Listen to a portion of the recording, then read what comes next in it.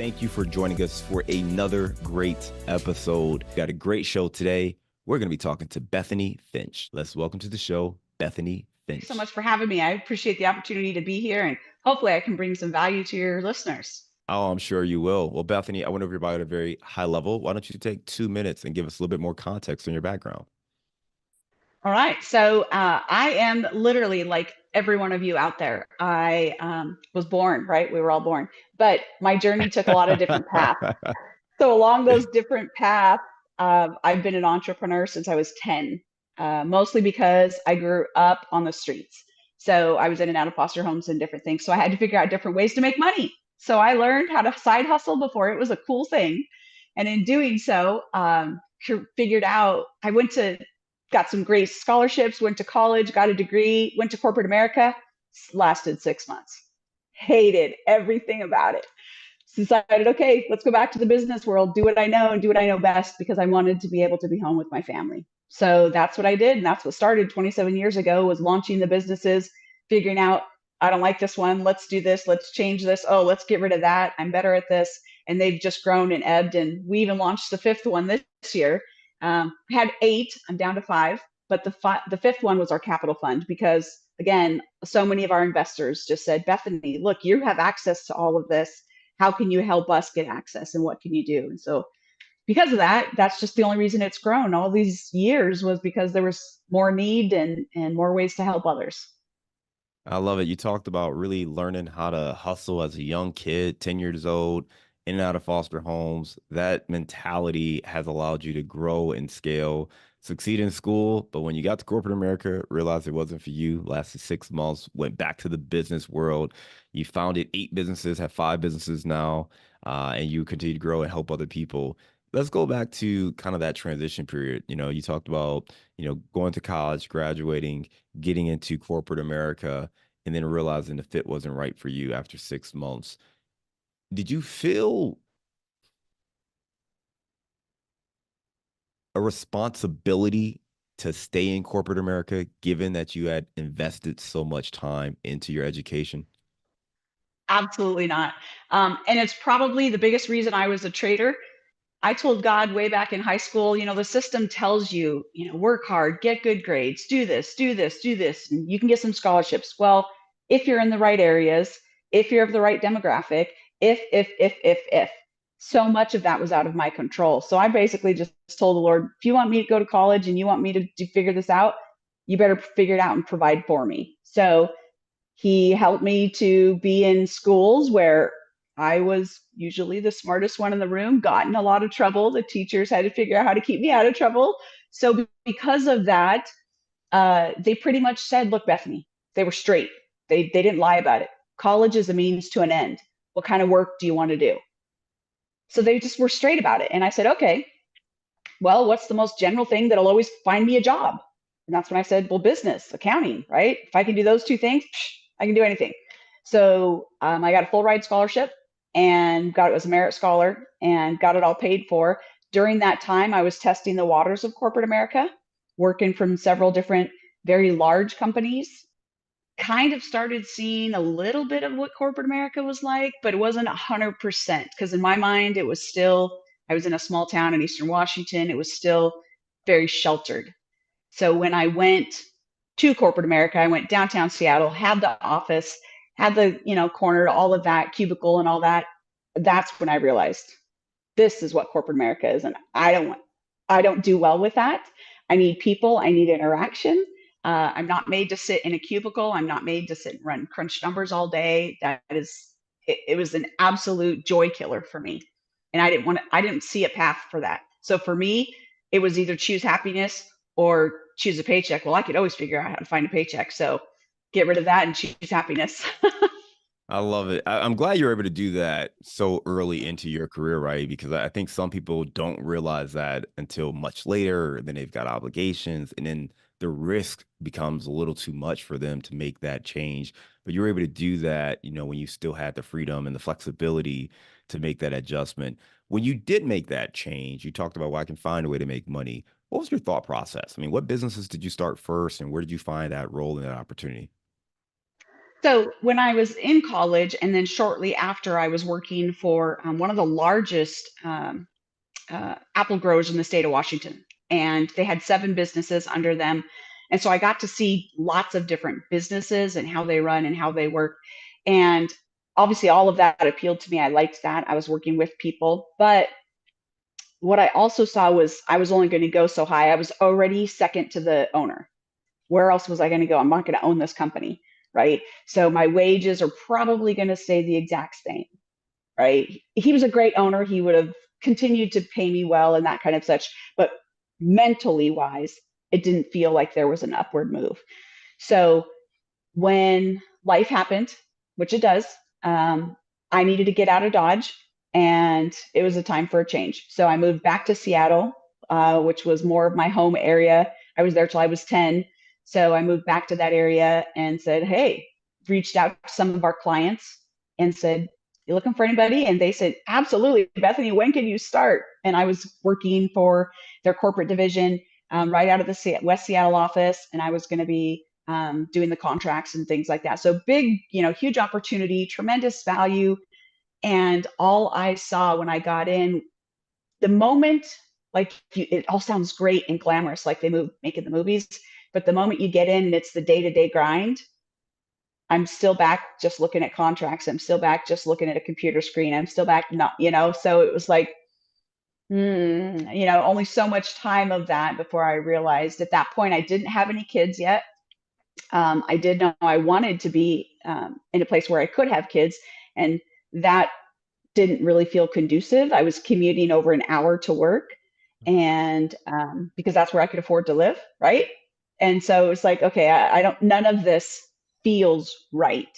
So when I step back and look at that transition, all I had to do was figure out, okay, what about it do I not like?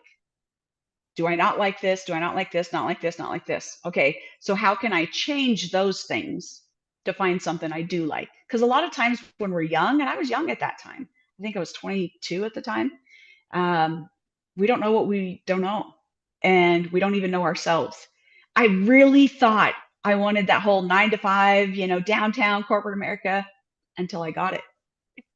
So when we step back and go, well, let me try this and see if my bills are paid, I have a place to sleep, I have food in the fridge, my lights are on, life is good. I learned that a long time ago. So at that point, I wasn't trying to save up for my kids' college, right? I was trying to make a life that I could be happy with. Um, so the transition forced me to look where work was. Where I was before in Eastern Washington, there was hardly any work. It was a very despairing, not growth area. Seattle was much more growth potential opportunities. So I had to look where the opportunities were. And if that meant to move, that meant to move. And trust me, I was more than okay with that. I love it. I appreciate you sharing that background because it's so helpful just to understand the mindset and where you were and the way you kind of found an opportunity that fit what you were looking to do. Let's talk about some of the businesses, and in particular, when you launched your first real estate related business, what took you into that field? Well, interestingly enough, we started, my husband and I have been in multifamily for 27 years. That's our background. He's always been, at one point, he had 5,000 doors, assets under management, all full blown renovations, huge construction budgets, the whole works. But then, and I was on the flip side of it, right? The contracts and the property management and all of those people and personnel and all of that. So then when I said, hey, I'm pretty sure we could do this on our own, he was just, there's no way. He was a perfect employee. He was trained well, he knew well. He was never trained to even think differently. So it was way too scary for him. So his solution, because he knew he wasn't going to like push me down in a way that was going to keep me happy. So his solution was, why don't you just do single family? And I'm like, I don't know anything about single family. I only know multifamily. And he's like, in his mind, this is how he was thinking. If Bethany fails, I can probably figure out a way to pay a $300,000 mortgage. I cannot pay a $3 million property. So that he's already out of the gate thinking I'm going to fail because he has no idea. He's not an entrepreneur. His mind doesn't work like that. He doesn't think like that. All he sees is the fear, right? That consumer mentality, the $3 million asset versus a $300,000. So I literally had to go learn single family. I had to go get some coaching. I had to figure out what I was going to do. And in the meantime, I just didn't tell him I was doing multifamily on the background. I just wasn't doing it here. So he never saw any of the stuff that I was doing nationwide. He only saw the stuff that I was doing here. So the whole time he thought I was just flipping single family homes. He had no idea. I was building the teams in our other markets. I was taking care of other stuff. He had no clue. So it was better that way. It kept us married. And how long were you building this team and doing these deals? Well, at the same time, I was actually doing them simultaneously. So I was flipping Well, how single long family until he homes, found out? 4 years, A year, 1 year or 4 years? 4 years. Wow. So he came, one of my goals that I set early on that, I was in my coaching class and they're telling you, okay, write down your goals. Well, I didn't even know what to think. You just don't know. So it never occurs to you that you can think much bigger and much broader. So I'm thinking they're talking about BHAGs and these big, hairy, audacious goals. And I'm like, thinking it's a game. So I'm just going to write, okay, I want my husband to retire and work just for us. And I wrote down three things. And all three of those things, I never saw that paper again. I didn't post it anywhere. I didn't do anything with it. And the second one was I wanted to be able to travel when our kids were grown. And the third one was being able to build a legacy for our families because we come from obviously very broken families and we wanted to make a difference, not just in our families, but in all of the communities that we're in. So by year two, I had accomplished two of those three and I didn't even think about it. And somebody had brought it up from my coaching. Hey, Bethany, how are those goals? And that was because they wrote them down. I didn't even pay attention to, but they did. So when they brought that up, it made me step back and go, oh my, there was power in writing that down. And oh, wow, it did happen. So he came to work. He worked for us for almost a year. And then we hit the road. Well, once we hit the road, I couldn't hide anymore. Right. So it's, hey, honey, let's go down to California. Hey, what are we doing in California? Oh, we're going to meet some of our partners. That's incredible. Wow. So you went ahead and did it. And it's funny because I was going to ask you, a lot of times you hear of couples where there's one who's more entrepreneurial and visionary and has this, the big dreams, and the other is maybe a little more reserved and, more of a W-2 employee and has that mindset. And a lot of times when they come together, it's one kind of dragging the other to invest. And we see it all the time, especially even at meetups and things like that, where one person just maybe isn't good with money or familiar with money, and they just have this kind of this challenge. And it sounds like you just said, I'm just gonna not tell you what's happening. I'm just gonna do it. I'm not gonna tell you. You will figure it out at So some point. We'll have that it, conversation then. how is that much different than if you stop and think about it? How many families, mom and dad go to work, right? The kids are doing their own thing. One of the parents is usually more involved in the kids' lives, and the other parent really only knows when the other parent actually like tells them or they have to be somewhere, but they aren't necessarily as involved. So they don't necessarily have a clue all the things if mom was the one say taking care of it, they're not necessarily knowing that oh in 2 months so and so's getting their braces off and they're not knowing there's a lot of things that people really don't know and we don't even think to ask until it affects us, right? So now we're hitting the road. It's going to affect us. I got to tell him. I was Well, there you feeding go. him little bits and pieces along the way. Like when he started seeing numbers and when he said, well, what are we going to do about this? And what are we going to do about this? Oh, well, I was thinking we should not telling him I'd already done it, right? You have to, unfortunately, right? I've learned, I've been married, let's see, this is going to be 33 years, I think. I'm the one that doesn't remember, right? And in doing so, we have learned a few things. And one of the things I've learned is I can't blow his mind right out of the gate. I have to feed it to him slowly, let him digest, don't push for resolution, and then let him come back. So that's exactly what I did. So that by the time we got to California and he's meeting these folks, he already knew. All right. That's that's incredible. I'm glad. Sounds like it all went well. and went great. I got a question. What happens if things didn't go well?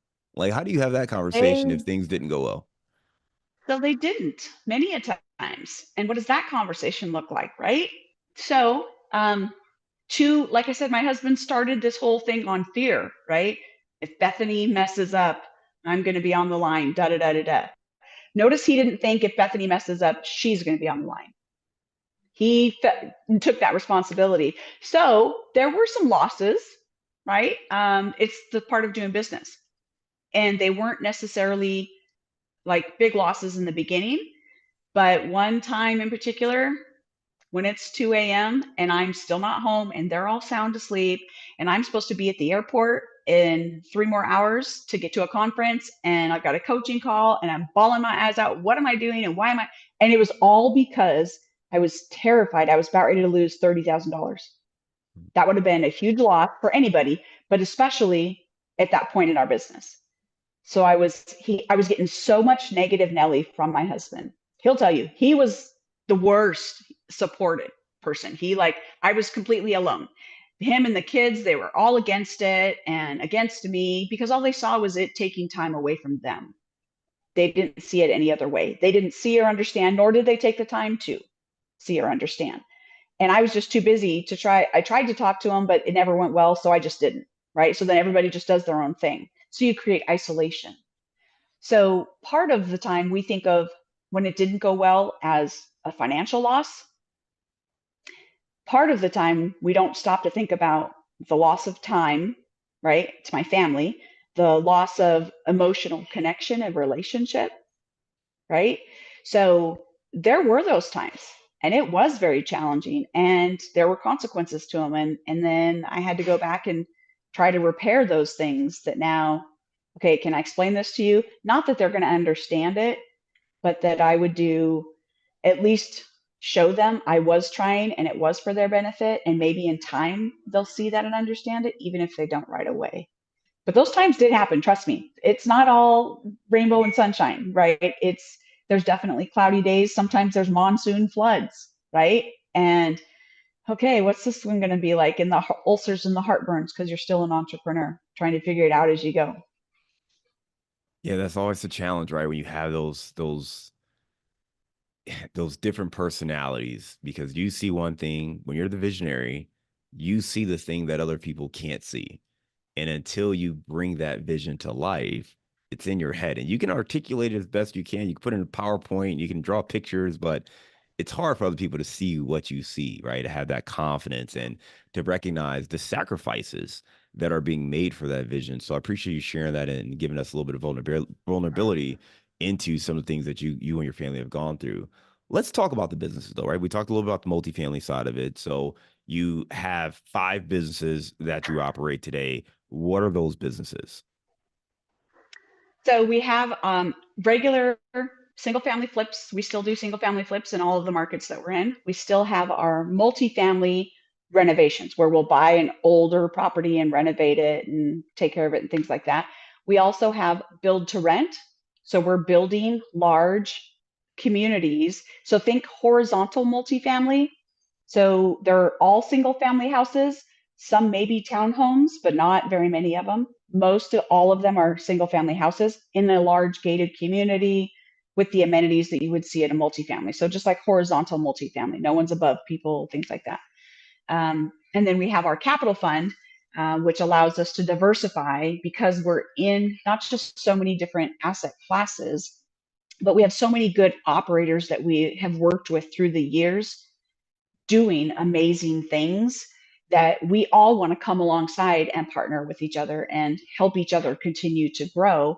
And as I'm constantly trying to teach people, look, you should be setting up a solo 401k, you should be setting up key principal accounts, you should be doing this, right? So that why? Then we can take and we can put those assets and invest those in other good people, right? Help perpetuate their business. I'm going to grow it tax free, right? It's going to come back. It's just going to keep, and then they do the same, right? So it just continues to reciprocate and we can all lift each other up in a way that's actually sustainable, which is actually our core mission, is creating sustainable growth in every single market that we are in a way that brings honor and glory to the kingdom of God.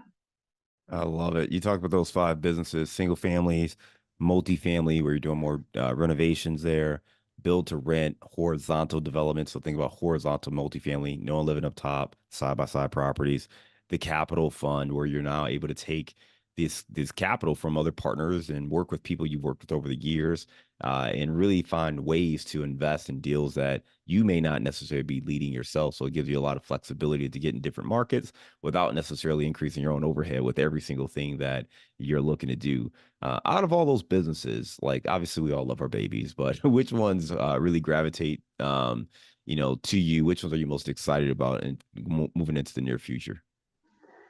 Well, if I remember right, John, you have a couple kids, right? I've got two of them.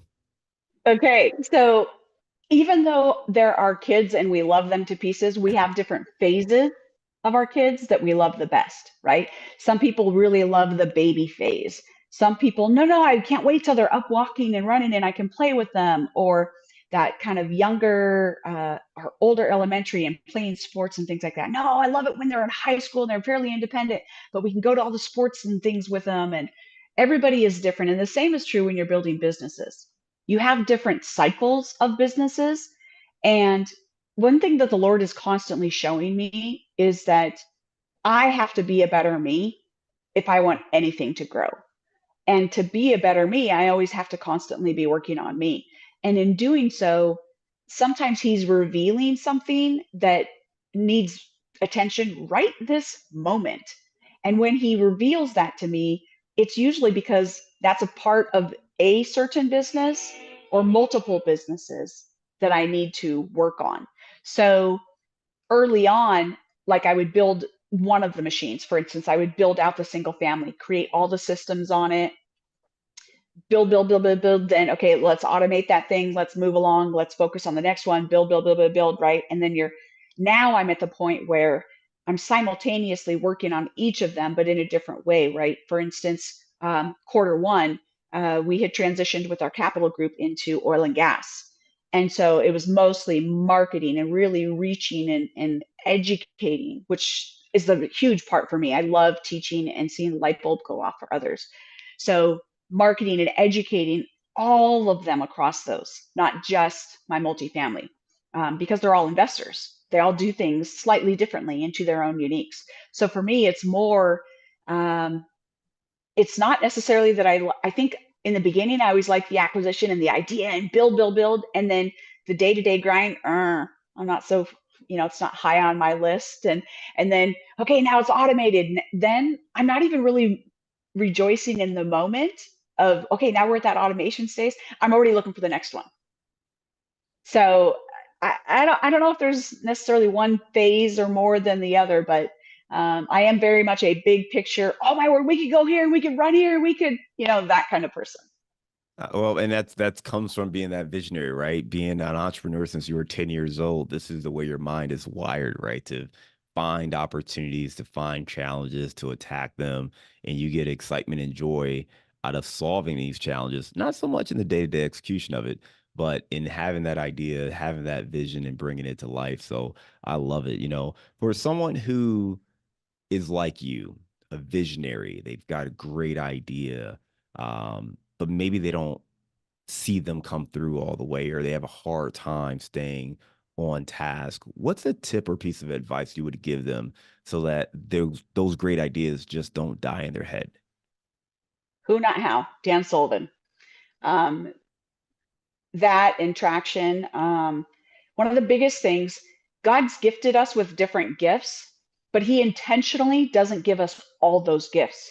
He wants us in community with others. So if He's given you a visionary, like, can I do the day-to-day operations? Yes, but I don't like it. It's a mental drain every time I'm having. So if I'm in the office more than 2 days a week, I'm just like, okay, this is a bad week, right? But so others thrive on that. So I need to find my who's going to help me with that day-to-day operational part of it. So some of our earlier partners, that's them, hands over. I mean, that's their wheelhouse all day long. And I can trust them so that we can talk, but then I can leave it in their hands and then I can go do what I'm doing best. So always focusing on who do I need? You get the big idea, who or what do I need? Because sometimes it's a what, sometimes it's a tool, sometimes it's a class, sometimes it's you just don't know what you don't know. I had to go through training. I spent a lot of money educating myself. I had to learn from other people and other investors, not go to college and get a business degree. I had to go sit under actual investors doing what I wanted to do. They're where I'm at. How can I learn from them? Those kinds of situations. And then once I learned, okay, that's what I need to do. Now, who can help me do it? I think it's so powerful when you think about that notion of training, because again, it's there's always this debate online about, is college worth it and things like that. And, you're someone who went and walked out of corporate America 6 months after entering into it. But that didn't mean that your education stopped.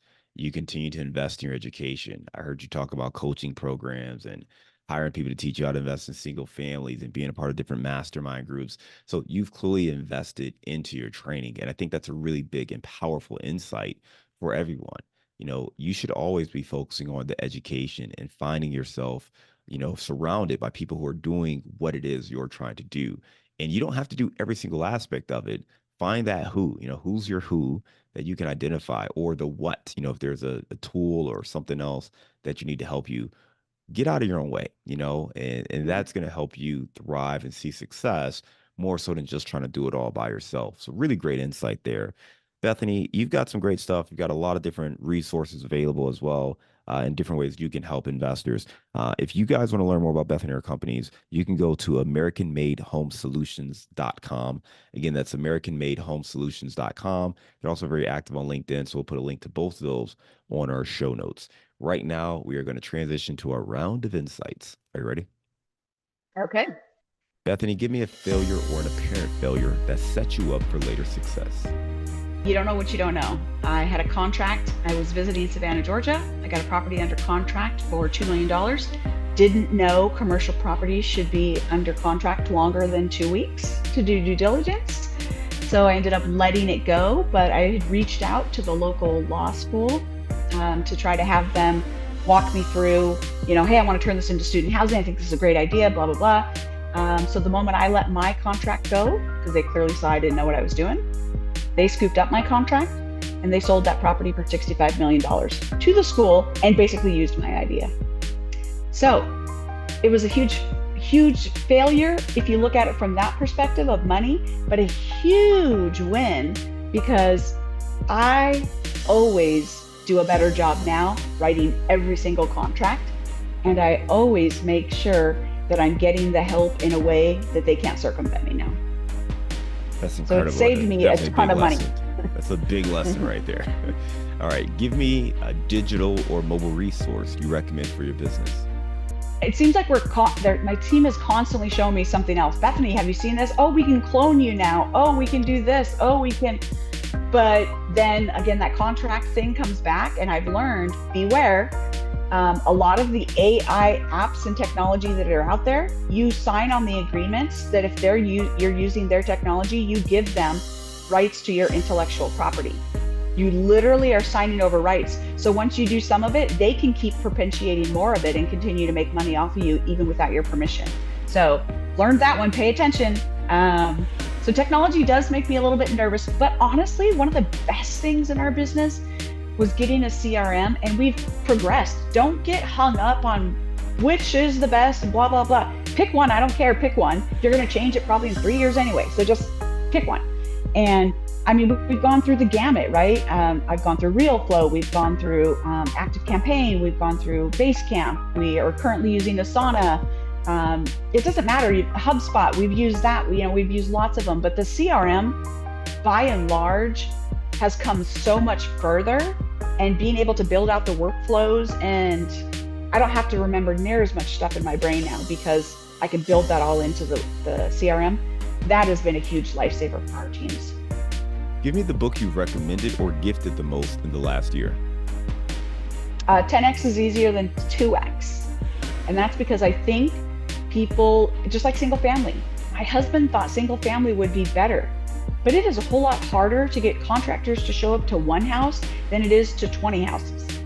So 10x really is the exact same thing. So why not 10x it instead of 2xing? Because you're really doing the exact same amount of work and it is easier. It really is. There's much more momentum and you get better traction and you get better support, everything about it. So everybody's like, oh, I want to do multifamily when I'm older, when I'm this. Don't wait. Start now. And if you see yourself in whatever path that looks, whether that's everybody thinks they want to be a GP. Generally, I don't suggest anybody being a GP right away. You need to be on the LP side because you need to see all the work that the GPs are doing. And then you may decide you don't have time to do that. So find somebody that's doing what you want to do and jump in, and don't limit yourself. Oh, I need to do single family. So just jump in. 10x is easier than 2x. You'd be shocked. You can go straight to multifamily. You don't have to follow the path that everybody else took. What's a daily habit that helps you stay focused on your goals? That's the easy part. Every morning, getting up, praying, seeking, recentering my mind back where it needs to be, because it gets taken off in so many different directions. So coming back to, okay, Lord, why am I here? What is my purpose? What are the gifts that you've given me? And how do these translate into whatever's going to happen today? So then in the evening time, taking the time, which is what I'm not really good at, to just celebrate those moments and be grateful. The gratefulness is easier for me than taking the time to celebrate. Being thankful that you got stuck in traffic because you later found out that there was a massive car accident that you avoided because you were in the traffic, or the fact that because you were stuck in traffic and couldn't get in front of your PC, someone else had your team had to figure it out. That's a massive win, because sometimes they didn't realize they could do it. So taking the time, beginning of the day, especially the end of the day, and recircling and kind of coming back, because the world pulls me in so many different directions during the day. Give me your number one insight for being a successful entrepreneur. Number one, honestly, digging deeper into yourself to find what it is you truly are passionate about, what it is that brings you joy. The moment I realized corporate America was not the place for me and I would have died on the vine, I set myself free from that. But I built my entire life up until that point on that. So that bubble was now burst. So I had to dig a little deeper. Okay, I was just trying to pay the bills. So now I'm just trying to do a job and I'm just trying to do this. But along the way, I was figuring out, oh, I don't like door-to-door sales. Oh, I don't like this. Oh, I don't like this, right? So giving yourself the time and energy it takes to dig into who you are. What makes you tick? What do you like? What are you good at? We're not all good at everything, and nobody is, right? But some people just get energized, and whatever it is that energizes you, those are usually areas that God's gifted you with, and they're there for a reason. So run with those, find a way to use those every single day, and it will build happiness, and you'll see how much more you can give back to your family because you're being true to you. I love it.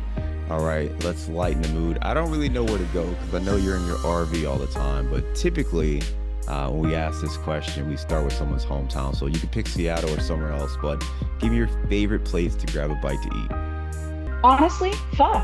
True Vietnamese pho, and it's usually a back hole in the wall place. There's cockroaches on the walls usually. It's not the cleanest of places, but the food is authentic and it's amazing. Well, there you go. Sounds like definitely a choice with that authentic food there, and all over the country you can find some great places. Really enjoyed our conversation, Bethany. You talked about kind of your background and really being an entrepreneur at heart from a young age, really out of necessity, just trying to figure out how to make it right for survival purposes, taking that mentality. Corporate America wasn't a fit. You started your own businesses. And then I love how you talked about just kind of the dynamics in your relationship with your family and your husband, and knowing his personality and his mindset versus yours, and how you balance, pushing ideas or opportunities that you want to pursue with recognizing the resistance you're going to get. And I think it's what's interesting to me too is like you talked about in a way where he was always going to be willing to step up and help. So it wasn't like, oh, you got this mess figured out. It was always like, okay, what am I going to have to step into, right? So I love the fact that there's the support, even though it may not sound like it was support, right? But I love hearing Yeah. you talk about that dynamic, how you two work together, some of the lessons you've learned along the way, and how you've launched these different businesses, recognizing that you're a visionary. You love the ideation. You love seeing this idea come to Mhm. fruition. You love that initial phase, creating the systems and the processes and putting things in place. That's where you get your joy. Once that's settled, though, you don't get as excited about the day to day. So having that who helps you kind of keep these businesses thriving. So really great information. I think it was really great for us to hear the way you think about your businesses, the way you grow, and the way you've gotten to where you're at today. Again, if folks want to learn more, they can check you out at AmericanMadeHomeSolutions.com. We will make sure we put a link to that in our show notes. Bethany, thanks for being a great guest today and coming on Multifamily Insights. We look forward to staying in touch with you and I hope you have a great day.